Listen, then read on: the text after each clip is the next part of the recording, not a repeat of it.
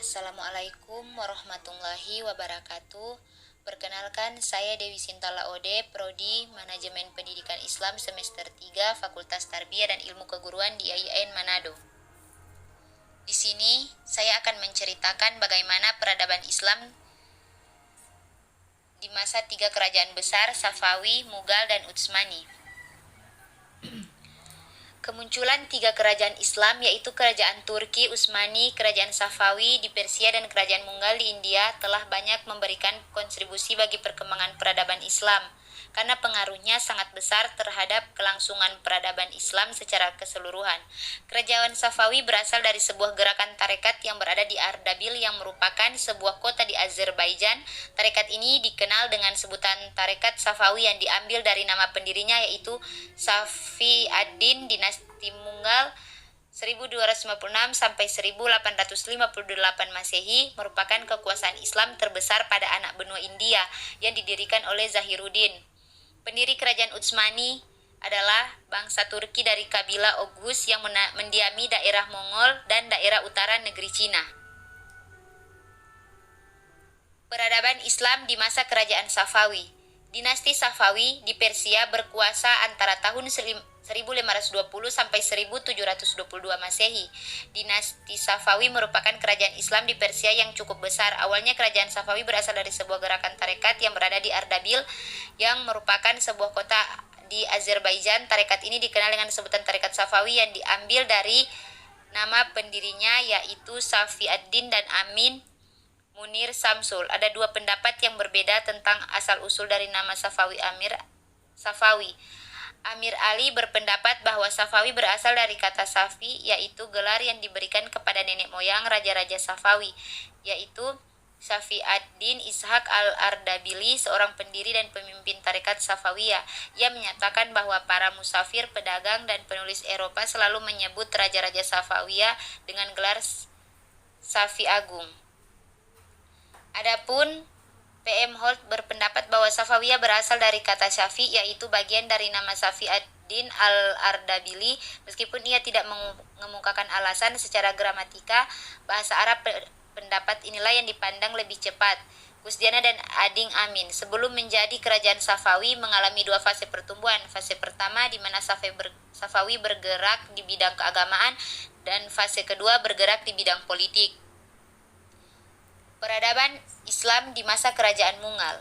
Dinasti Mughal adalah salah satu di antara kemegahan Islam yang tidak dapat dilupakan. Pada zaman dahulu, bangsa Mongol terkenal sebagai perusak besar kebudayaan Islam yang telah didirikan oleh Abbasiyah yang dikepalai oleh Hulagu Khan, namun anak cucu mereka malah menjadi penyiar Islam yang gagah perkasa. Dinasti Mughal 1256 sampai 1858 Masehi merupakan kekuasaan Islam terbesar pada anak benua India yang didirikan oleh Zahiruddin Babur 1526 sampai 1530 Masehi. Salah satu dari cucu Timur Leng, dia berambisi dan bertekad untuk menaklukkan Samarkand yang menjadi kota penting di Asia Tengah pada masa itu. Dengan bantuan dari Raja Safawi Ismail I, akhirnya dia berhasil menaklukkan Samarkand, namun tahun 1492 Masehi, dan pada tahun 1504 Masehi Babur menduduki Kabul, ibu kota Afghanistan. Berdirinya kerajaan Mughal di India. Sebelum Islam masuk di India, sekitar 6.000 atau 5.000 sebelum Masehi, bangsa Dravida datang dari Asia Barat ke India dengan kepercayaan terhadap adanya Tuhan secara abstrak. Kemudian pada abad ke-4 sebelum Masehi, bangsa Asia dari Persia datang menguasai Punjab dan Benaras, India Utara, dengan membawa kepercayaan adanya Tuhan secara nyata. Pada tahun 599 sebelum Masehi, Mawahir yang mempelopori lahirnya agama Jaina. Ajaran ini kemudian melebur dalam agama Hindu. Antara penganut agama Hindu terjadi perebut kekuasaan. Konflik Hindu dan Buddha secara umum tampak lebih jelas dalam persaingan perdagangan. Kelompok Hindu cenderung lebih senang untuk memonopoli, sedangkan Buddha lebih giat dalam memperoleh keuntungan. Menjelang masuknya Islam, agama Jaina tidak populer dan agama Buddha sedang menurun. Pada saat itulah Islam memulai masuk di India karena kelompok Buddha lebih banyak terkalahkan dalam persaingan. Akhirnya mereka lebih terbuka untuk menerima Islam. Sejarah awal masuknya Islam di India dapat dibagi dalam 4 periode, yaitu zaman Nabi Muhammad SAW, dinasti Umayyah, Ghaznawi, dan Guri. Peradaban Islam di masa Kerajaan Utsmaniyah. Pendiri kerajaan ini adalah bangsa Turki dan dari kabilah Oghuz yang mendiami daerah Mongol dan daerah utara negeri Cina dalam jangka waktu lebih kurang 3 abad. Mereka pindah ke Turkistan, kemudian Persia dan Irak. Mereka masuk Islam sekitar abad ke-9 atau ke-10 ketika menetap di Asia Tengah, di bawah tekanan serangan-serangan Mongol pada abad ke-13. Masehi, bangsa Turki dengan dipimpin Ertugrul melarikan diri menuju dinasti Saljuk untuk mengabdi pada penguasa yang ketika itu diambil oleh Sultan Alauddin II.